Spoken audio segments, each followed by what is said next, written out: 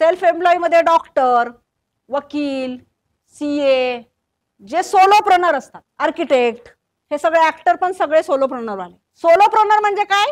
माझ्याशिवाय माझा रिप्लेसमेंट नाही क्रिएट होऊ शकत. आता वकील असतात तर ते वकील खाली लावतात लोक, म्हणजे बाकीचे ज्युनियर वकील कामाला, पण त्यांची फीस त्यांच्याच ॲबिलिटीवरती असते. सीए असेल ते बरेच इंटर्नशिपला ह्याला त्याला लोक असतात, पण त्यांचं ब्रँड त्यांच्या नावावरती असतं, कारण त्यांचा बिझनेस हा त्यांच्यावरती डिपेंड आहे. ते स्वतःला रिप्लेसमेंट करू शकत नाहीत ना. मग कितीही तुम्ही हुशार असाल किंवा कितीही काही असाल तर किती तास काम करू शकाल? 10, 12, 14, जास्तीत जास्त 16 तास. त्याच्यापेक्षा तर जास्त काम नाही. शेवटी झोप आहे, बाकीचे पर्सनल बाकीच्या ऍक्टिव्हिटी आहेत. म्हणून इथे no leverage.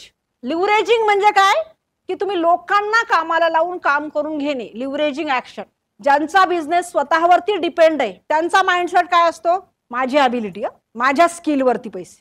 So they will always talk. मी 2 तास देते ना तर मला एवढे पैसे द्यायला पाहिजे. मी 1 तास काम केलं ना मला याच्यासाठी एवढे काम, मला एवढे तास काम करावं लागतं. So they will always talk about the time. त्यांच्यासाठी टाइम इज द मनी आहे, म्हणजे ते टाइम विकत घेतात.